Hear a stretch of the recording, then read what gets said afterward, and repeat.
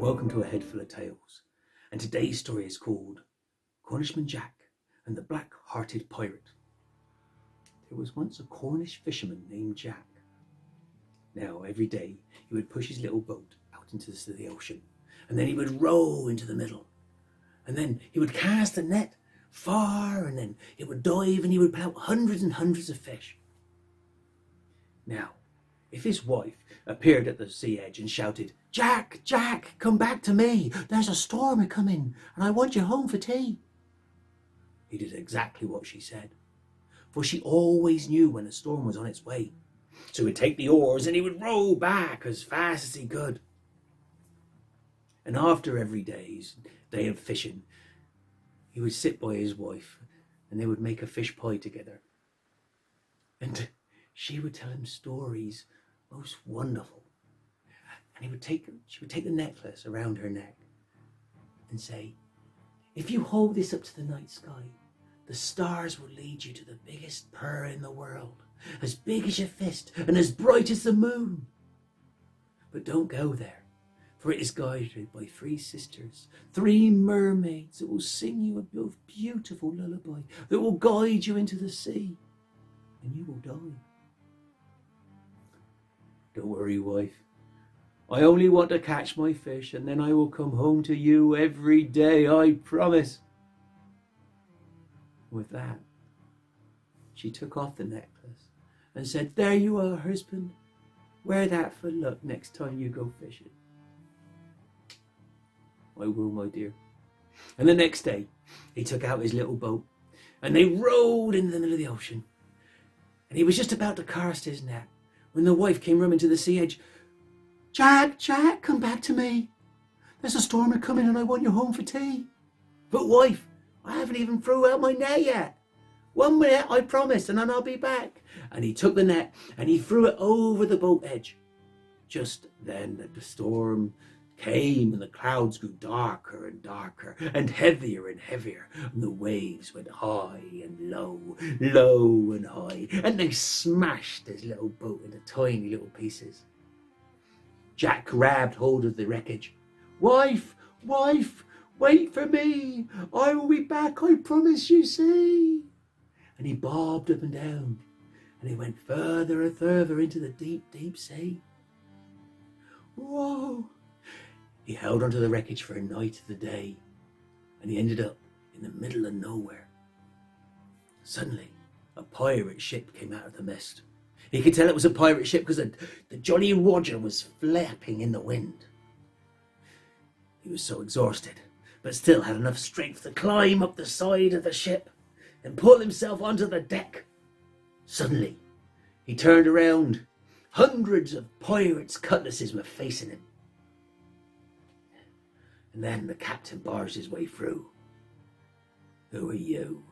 I'm just a fisherman. I'm Jack." "Throw him back, boys. We don't need a fisherman." And the pirates were just about to throw him overboard when Jack went, "No, wait, I have this." "What kind of trinket is that?" "I've been told if you hold it to the stars, it will show you the biggest pearl the size of your fist and as bright as the moon." But Captain took the trinket and pulled it out the back of his neck. "It's a pretty little thing. Throw him overboard, I don't need him." And then the captain spotted the cook. "Can you cook?" Just as they were about to throw him overboard. "Yeah, I can cook. I can cook fish pie and many other beautiful things." "Right. Keep him, lads. Throw him over." And they took the old cook and they threw him over the edge. And that was the last they ever saw of him. The black-hearted captain came to the Jack and said, "So this trinket, that will guide me to the pearl, will it?" "I believe so, Captain, but you have to be very..." "Ah, shut up. No, but I must tell you. What must you tell me? It's guided by three mermaids, three sisters, and they will sing you a beautiful song that will make you dive into the sea. They will sing you songs of true loves and the people you love, and they will make you believe that they're in the sea. That doesn't worry me, said the pirate. My heart is so black I have never loved anybody. I have not even loved my mum. We will follow this map, and we will get that pearl, and maybe then we might take you home. Maybe. Go and cook, and if you can't cook, you're overboard too. So Jack went down to the galley. For many months and many days, he cooked the pirates' meals. And there were battles, and there was gunfire, and there was the slaughtering of other sailors in other ships, and the robbing of their boats. And Jack stayed in the galley safe and sound, hearing the screams and the cries. But always the black-hearted pirates won. Then one night, the pirate called everybody to the deck.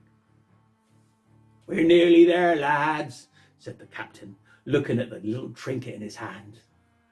"We are so close. I can smell it." And then there was singing, such beautiful words. Jack quickly put his hands over his ears, for he knew it was the three sisters singing the beautiful love songs.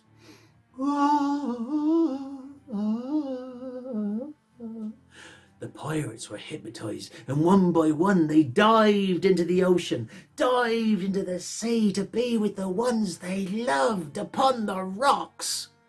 But the captain just stood there, looking at the moonlight. "Ah, you silly fish ladies," he said. "You can't catch me that way, for I have no heart. I have not loved anyone ever."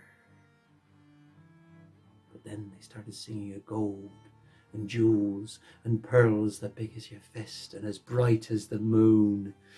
Jack kept his hands over his ears, and the captain got closer and closer to the edge of the boat and dived into the sea with a splash and was never seen again.